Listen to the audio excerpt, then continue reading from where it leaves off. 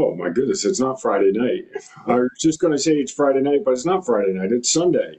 It's Sunday night, and we're back at it, trying to get back into the swing of things and the regular routine. So, yeah, it's the end of the weekend. So, how are you doing? I'm doing good. I was down at the Las Vegas triathlon yesterday, run by BBSC, and I wasn't able to race, but I always try to, if I can, volunteer when I can't race, and I always learn so much when I'm watching other people race. It's really a neat experience to stand back and see everything develop and all different stages of athletes too, from the people first out of the water to the people maybe in the middle or even at the end, and it's sort of fun to take a step back and good to help the race, but then also it's good learning as well. It's so interesting, right? The perspective of not racing is so different, Hmm. and I think you get a better appreciation for the sport if you go to some races and you don't race. Yeah. And you see that everyone's journey is so different, and everyone has a different journey than you do when you're racing. I think we kind of get caught up in what am I doing and what's my journey compared to theirs. I love the thing you mentioned, like some of the last people out of the water, Hmm. and being around for that, and even you're seeing people do like a sprint race, and it's taking them over a half hour to get Yeah. through the swim, and that is such a hard thing for people, and I think we take these things for granted, or being out on the Olympic bike course for 3.5 hours, Yeah. Right. right? And we take it for granted that we're going to do this in just over an hour. It's a completely different experience, Hmm. and it's not, and I think you and I've I know I've evolved throughout the years of recognizing that it's still all triathlon and it's still all good, and Hmm.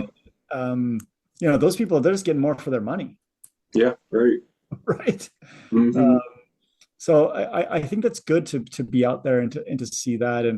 Um, and that being said, I know tonight we're going to talk about like spectating at races, and us being spectators are also having spectators that are going to come watch a race and helping them to maybe enjoy it, Hmm. and then for them to help understand kind of how the sport is happening and what's happening around them. Well, that's one thing I actually noticed while volunteering is there are a lot of people who are doing the race for the first time, and they had no one there Yep. supporting them. There had no one there cheering for them. They were there on their own, and they didn't even have a community of athletes that they've connected with yet. And again, sometimes I take that for granted, because it's so much fun to walk through a local race, especially, and oh hey, hi, this, that, and where's everybody at? And you actually get energized talking with other athletes that and looking forward to racing with them and sometimes against them, but all in good spirit. And so I noticed, especially yesterday, a lot of people did not have anyone there to support them, help them, or maybe help calm them down. And I saw some very nervous athletes, I forget that not everyone has that support structure, and they may be going about that journey on their own at this stage. Yeah, and I think a lot of people get into this, the world of triathlon from running. Yeah. Right? They do like a 5K, 10K type thing. Oh, I'll do a triathlon next. And I think a lot of those running races, it's very much, well, you just show up, you don't really need anybody. You go out and back, you finish, and you leave. And obviously, a triathlon is a lot more. There's a lot more to it.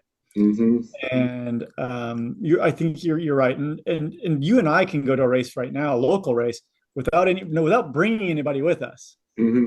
Like we don't, you and I don't have like fans coming to watch us race anymore Hmm. for the Yeah. most part. But we still go there, and we have people that are fans, right? Or they're friends Hmm. that are out there, and you know, even the people we're racing against, their families, we know them, and Yeah. they're supporting us. So I think you're right. I think you're right. I think it's a really interesting thing that, especially in these local races, that people don't have spectators. Well, and I think that's something good because a lot of people listen to our podcast. They probably are the more experienced triathletes or have been in the sport. And boy, I tell you, what a difference it can make if someone just goes over to someone else. You see them nervous and it's the first time and maybe they don't even know how to set up their transition, and even reaching out and welcoming them to the community is a great step, and that can go a long way for athletes who they don't even know where to put the bib. And I've got a lot of questions from people. Wait, what do I do with this bib? It's foreign to them in terms of some of the logistics of a triathlon. And then funny thing also, a lot of new athletes did have spectators, but the spectators weren't familiar with the course. And although this wasn't really a true point to point, the finish line was at a different spot than where transition was, where I was mostly stationed. And I had to tell them, okay, once your runner comes through and you see your athlete come through and start the run, you got to hike up the hill half a mile to get to the finish. Yeah. Yeah. Well, think about that. They could be standing there the whole time. Yeah. Yeah. Well, where's my person? Right. Yeah, right. Yeah, and actually I had that conversation with one group, and I said, well, send someone up and start looking to see if you see his bike. Because if his bike is there, that means he's already been out on the run and you happen to miss him. If his bike's not there at his number, then you'll know that you're still able to watch for him. Unfortunately, they did not miss him, and he did come through. So as an athlete, especially at local races, I don't always do it at big races because you don't always see people. But when we're setting up, I always try very hard to talk to the people around me. Obviously I know some of the people, so that's easy. But I'm saying, like, if somebody sets up beside me and I don't know who they are, Mm-hmm. I always make an effort to talk to them. And oftentimes even at our local races, we'll have people from out of town. Yeah, yeah, I've met many people at local races from out of town. They're, oh yeah, I yeah, was coming to Vegas for something else, and I saw there was a triathlon, so I brought my bike, kind of like we do when we travel. yeah, And I think it's good to meet people like that, but it's also good to help people. Once again, if you can, especially if you recognize that this is like their first race, yeah, or they're nervous, they're anxious, or whatever the case may be, or they're a lot of times they forgot something as well. yeah. Right. And just help them through that if you can. And once again, like you and I are all about building triathlon Mm-hmm. and building endurance sports, and it has to be from the bottom up. Yeah. And that's, to me, that's the easiest way, right? Because if they have a good experience, they're going to sign up again. Then they come back. Yeah. And they come back. If they went through this anxiety issue and then they didn't have any goggles Mm-hmm. and they swam the thing without goggles, which I've seen people do at the lake, Yeah. because they didn't even know to ask. No, they feel alone a lot of times. They feel alone. That's right. I talked with some athletes and a couple that did not finish, which is unfortunate, but they made the right call by stepping away. And I just talked with them about the triathlon community to just try to educate them that there are people out there that they are not alone, and there is swim anxiety issues. There are issues of dealing with heat and even riding and racing down in that area. That's a hard course, and if you don't practice it, maybe with somebody else, maybe you don't have that confidence to go down there by yourself. But meeting up with a couple of other people, that can hopefully get you used to what the course is like. It's interesting you say that, because obviously not just people from Las Vegas listen to our podcast. We don't have an easy triathlon course here, Oh, there it isn't. right? And even if we go up to Sand Hollow, because the bike is so hard there, that one hill, it's not that easy. And I've done some local races in some other places where it's a flat swim, flat bike, flat run, and Yeah, it's really quite easy. And I kind of wish we had something like that. Mostly, not that I want an easy course, but that when you're getting into the sport, I think it would be nicer if we had kind of like a beginner's yeah, course. And I know sometimes we'll do like shorter races, but it's at our lake, it doesn't matter. It's because yeah. you go up that hill. No, and your indoor triathlons are probably the only local Yeah. races that are easy in the sense of, well, it's a pool swim, it's a bike on an indoor bike and on treadmill, which I think is a great way to get introduced to triathlon, is to do those types of events. I mean, some of my races back east was we had pool swims only because it was too cold to swim outside when we were trying to start the triathlon season. It was too chilly. Yep. Yeah, I did a few races in Canada like that where it's a pool swim to Yeah. start. Hmm. Once again, because the lakes and stuff were just too dang cold at that Yeah. time. Um, and even sometimes it's just for access, right? Like there's just not a lake in the community or something like that, and they just do it in a pool. Yeah, interesting. So, John, what about the actual like the spectator? What kind of advice can we give people to give to their spectators? Well, one, if I'm doing an iron distance race or maybe even a 70.3, and I've got people coming to spectate, I try to make sure that they know how to relax during the event. Oh yeah, yeah, yeah. I think of Ironman Maryland. My parents came to watch. They're in their 80s. And I went and I reserved a spot on the run course, restaurant that they could sit on the patio. I reserved the table. I paid, a bill ahead of time. I said, let them order whatever they want and just let them sit here. So they're not chasing me around. They are just watching the race from this location because a lot of times the tendency is, well, now I want to go over here and catch them here and go over here. And sometimes the spectator gets exhausted just chasing the athlete around. And so I think it is important to have a plan and make the plans comfortable for the spectator, and so they can pass on that real positive energy to their athlete. So it's really funny. So when I did have my crash, which we talked about last week, that's probably the most fans I've had at a race in a long time. Yeah, right, right. Your I had fan. like I had my family there, but I also had my cousin, his wife, their two kids, my friend from like back in college, and her Hmm. kid, my wife, my dad, like crazy, like the most fans I probably had Yeah, since I did my first Ironman in 2014. that's funny. And I didn't give him anything. Definitely not what to do if I don't come in on the bike, right? Yeah, right, great, great. Oh, Because like normally, like especially with my wife, like I'm a lot like you. I can pretty much tell plus or minus 10 minutes yeah, yeah, right. where I'm going to be at any time. So I'm like, okay, this will be about the time I start my swim. I'll get out about this time.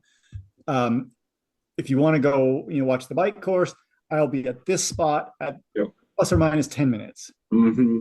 Right. Yeah, And then, I'm going to get T2 plus or minus 10 minutes. yeah, Like I'm pretty dang good at that. If everything goes well, right? If I get a flat tire or something, if something doesn't majorly happen, I'm pretty good about that. And I actually write out a plan for my wife. yeah. That's You know, good. and for the other people, I've had other people come and watch, and I write out a plan for them, and that works really really well if you know your times. Yeah, that's right. Yeah, Hmm. No, because I know there's people that chase all over a course yeah, trying to find their loved ones, and we're going to talk a little bit about the tracker and how it's not as good as yeah. we would like it to be at this point, especially for finding people Hmm. actually on the course. Yeah. Yeah, and it can get exhausting as you're standing there watching for your athlete. You're watching athlete going by and going by and going by, and you get tired of just trying to pick up, especially on the bike because everyone's moving so fast. But then you yell out, and the athlete may never even hear you. And so, I do think that it really is good to be purposeful about spectating and where to be there. Really, in the beginning and the end, I mean, those are really critical spots, and making sure there's a plan to even meet up afterwards. But yeah, sometimes spectators are giving information to their athlete in terms of position. And Ironman has a nice tracker for it. It's helpful. It's not perfect. Uh, when I did Norseman, we actually wore a GPS device that Laura could give me very detailed information about where I was in the race because that was a race where you had to be a certain spot to be able to continue on in the race. But the Ironman tracker, what I've noticed is sometimes it's a little confusing to work with, and especially if someone's trying to give an athlete what position they're in a race. And so I thought it might be good to just take a look at some information on trackers. So I've got a page open right now, so let me share that. Well, as you're opening that, and I'll just give people a little bit of a background. There used to be where we could actually rent a GPS. Mm, So Do you remember that? Like there was a company that used to Oh rent them yeah, that's right. That's for right. the for the Ironmans. And so that was actually a really nice thing. They Yeah. were a little bit heavy. So if you're, if you were trying to really like, win it, you probably didn't want one. Yeah. Um, but those were pretty good. And then, subsequently we've gotten this app through Ironman, and it's the same technology that goes into a lot of races. Like USAT uses the same format. I think it's the same software company. And the tricky thing is with this is it's making predictions, Yeah. right? And it keeps making predictions. So, for example, if you get to your first run split, actually, if you get on, if you have a swim at a certain pace, it's going to predict what your bike pace is going to be. Mm-hmm. Like when you start to see these things, like someone has a really good swim, like John, it happens to you all the time. No offense, because I track you. Like you'll get out of the water and you'll be like first or second in your age group.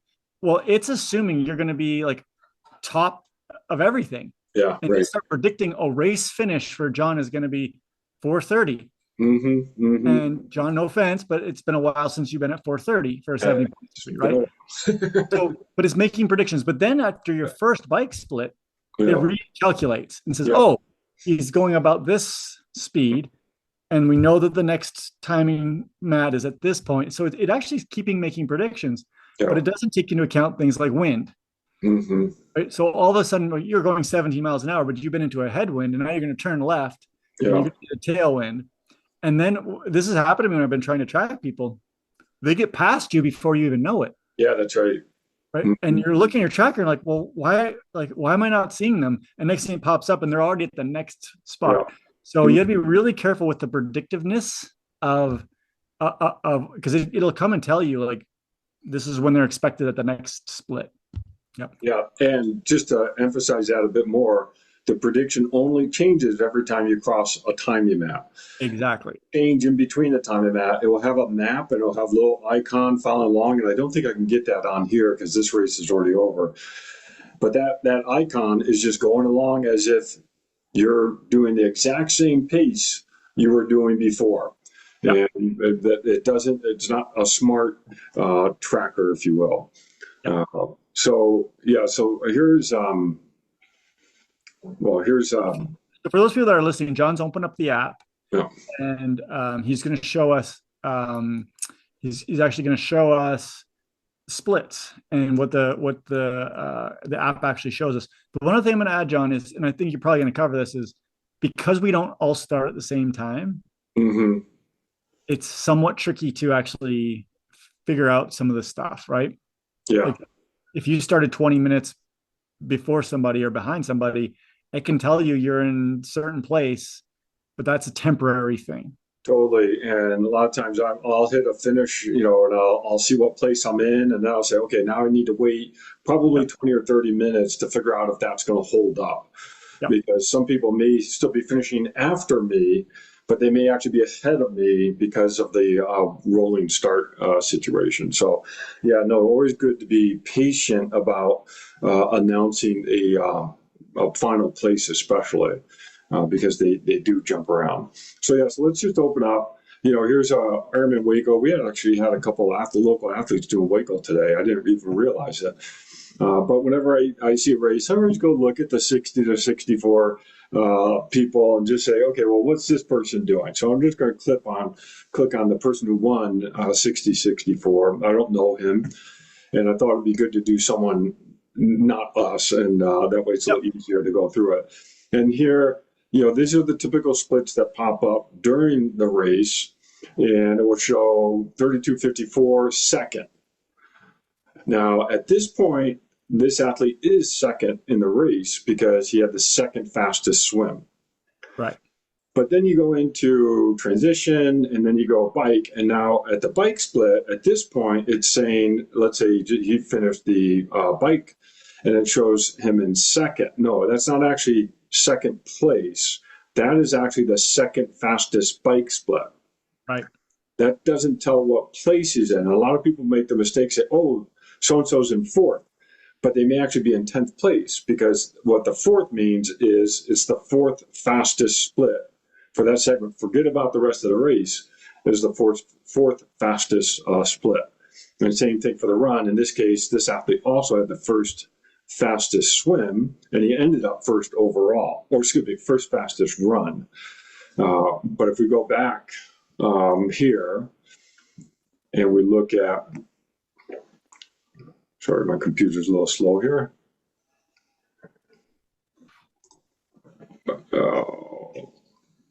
Oh, I messed it up. Okay, if I go back and I pull up an athlete who, okay, here we go. Let's go back to 60-64 and let's pick out the 7th overall athlete. Oh, here's a good example. The athlete was 39th coming out of the swim, had the first fastest bike ride, Yep. the 10th fastest run, but he was 7th overall. And so when trying to give splits to someone, we don't use this at all. Right, exactly. Don't give this position to the athlete because it's a fictitious position. All it does is tell you what, for that segment, how fast you have. You actually have to go into the tracker a little differently. And it looks a little different on the computer than on the phone. But you've got to go look at the top age group athletes. So it's called leaders, right? Is what you have to go into? Yeah, leaders. Thank you. That's what it is. I'm waiting for this to refresh here. And it's not refreshing yet. But yeah, you go into leaders and you pick that age group that person's in. And so now if I go into 60-64, now I have to use this menu at the very top, which will fill out during the course of the event.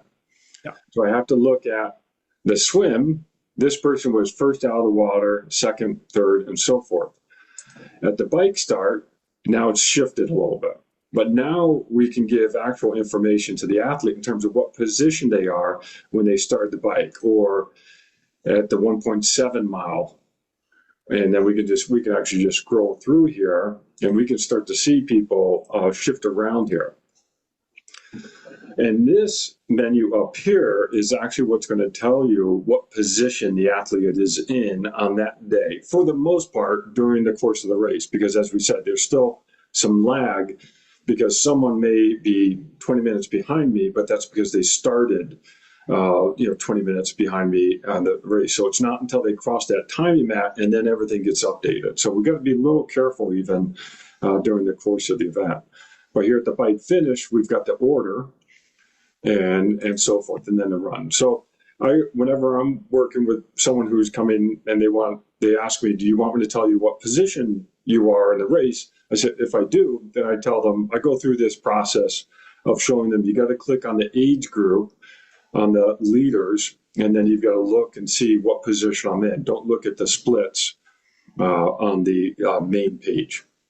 Did that make sense? Yeah, it makes sense. The other thing I was going to add is this takes it does take some getting used to, and particularly like the information that's important to most people, I think, is especially on the run.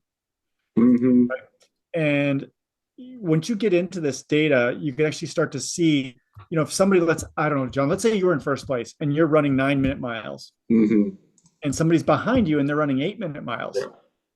And you got a 3 or 4 minute lead and there's 5 or 6 miles to go. You need some savvy there to let the people know like how quickly they're catching you. And hey, like you actually, I know it's tough, but you might actually have to speed up because if you don't, they're going to catch you in the last mile.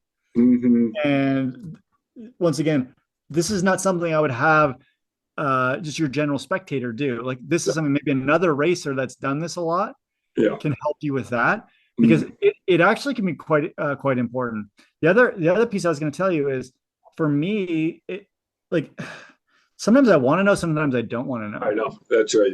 And when in doubt, if it's 5 people on a podium, tell me I'm 6th. Mm-hmm. Right? Yeah. If it's 3, tell me I'm 4th. Yeah. Right. So I'm gonna, but then I'll come back and I'll be like, finish like 9th. Oh, you said I was 6th. Oh, you told me to. Right. But also, John, this is a really interesting thing because we had I don't remember which episode of the podcast it was. We had somebody that's talking, I think it was a sports psychologist, talking about like what information do you want to have and what do you want people to say to you? You remember that? Mm-hmm. what words do you want to hear when you're on a race course? And for example, if I'm struggling, like the people that I would have do this, they know not to give me a split. Yeah, right. Like, but if I'm on a really good day and they could see like I'm smiling as I'm going, and you know what I Hmm. mean, I got a good bounce in my step, then I want to know. Yeah. And I'm not gonna like ask them. It's happened so quickly. Hmm. Sometimes maybe on an out and back, I might be able to just say, "Hey, can you get me the split on the next one?" Right? Because they may not even be paying attention to it. But I think that there's a piece of the psychology here that you're spectators, and you should probably have a conversation about Hmm. before getting to it. Because same thing, like someone could tell me, "Hey, you're in sixth place, and the guy ahead of you, he's only a minute up, but he's passed you, and he's running 7:30s, and you're running eights. Right. So telling me he's a minute ahead of me doesn't help me. I can't run that fast. Yeah, right, right. Information I need to know that, hey, well, the guy that's in third is running a minute a mile slower than you. Hmm. If you keep this pace, you will catch, you Yeah. know.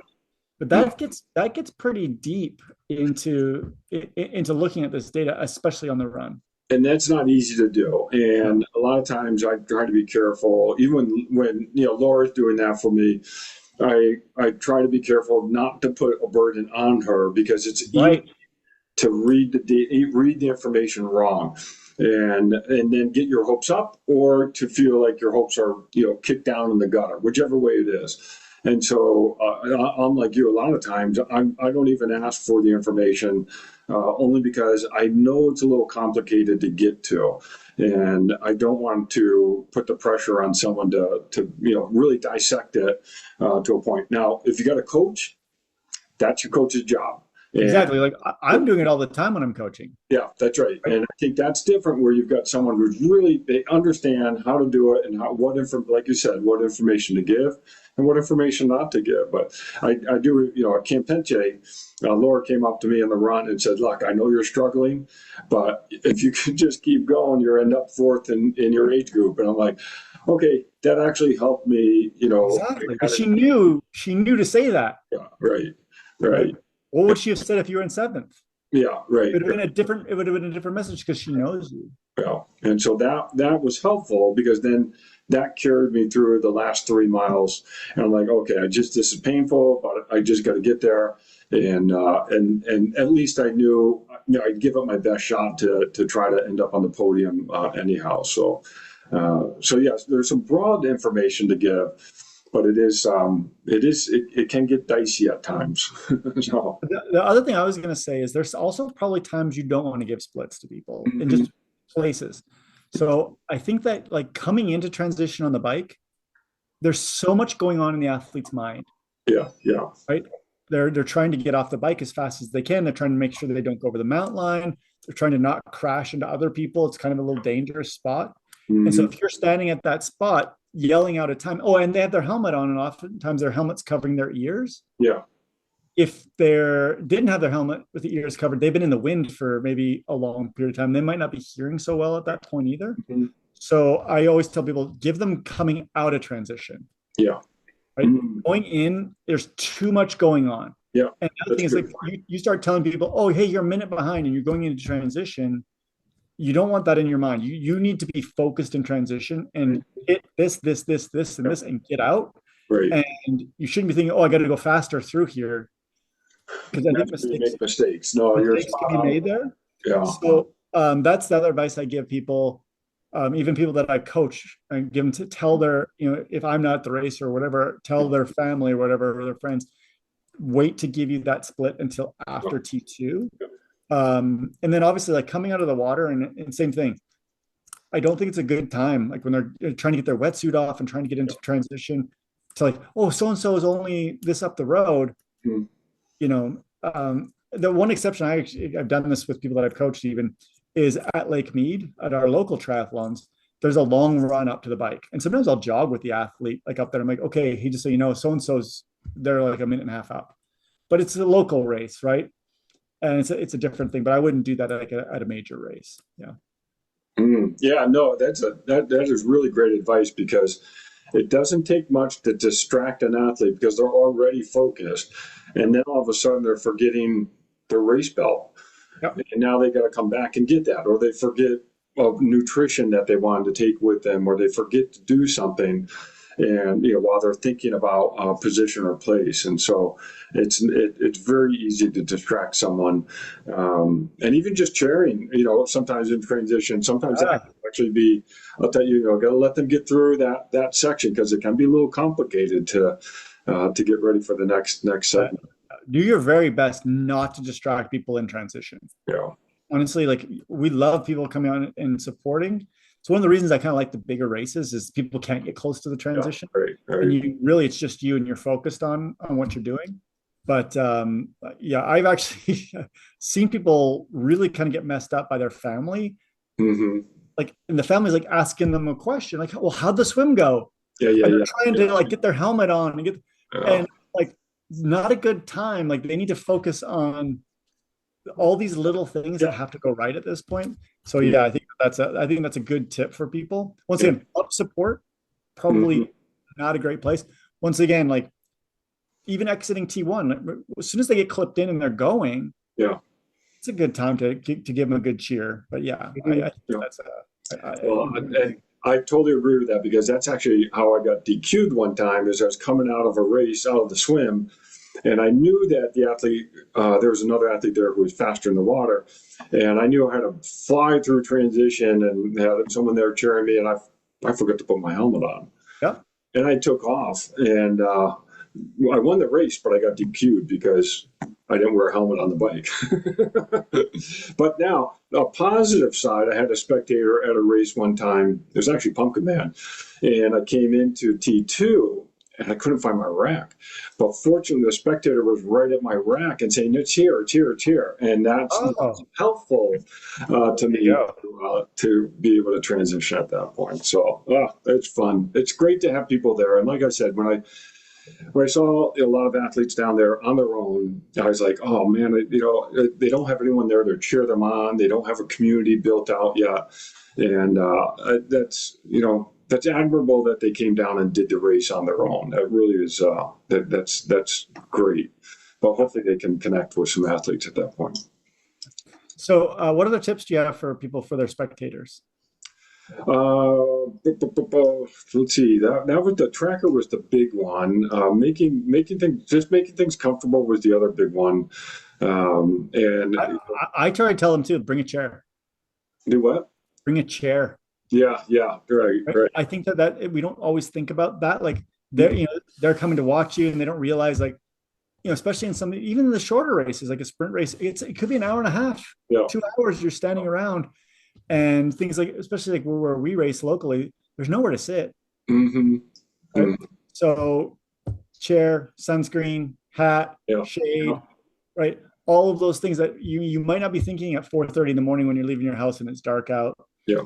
It's almost like they need a little checklist for themselves, something to drink, right? Mm-hmm. We have, we're concentrating. We got our hydration, we got our things like that, or food, because it can be a long day. Like I was saying yesterday, the Olympic race, a lot of people were finishing the 3 or 4 hour time.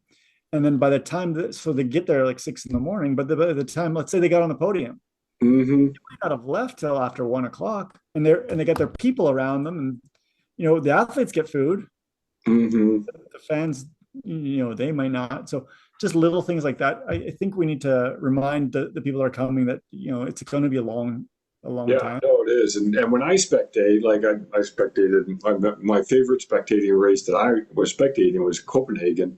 Laura was racing. I scoped out ahead of time, a bar to hang out at, they had a patio, for the bike section. And then I had a diner for the run section that I'd be able to eat and watch. And know what you're getting into. I had a great time. Right? Like you know what you're getting into. It's going to be a long day. But yeah, because it's too hard to you get exhausted trying to chase around. And, for her, it was really something to have a few spots that I could cheer her on was really meaningful at that point and helpful. So, awesome. All right. Yeah, good stuff. Quick one tonight. Awesome. Thanks for meeting on a Sunday, and we'll get back at it next week. Yeah. And yeah, good stuff. And yeah, I got my beer again, my All Go right, there you go. That's the new Green one. Cali Pale. Yeah, that's the new one. That's the new one. All All right, right. everybody, have a good week, rest of your weekend. What's left of it. Okay, bye. Bye.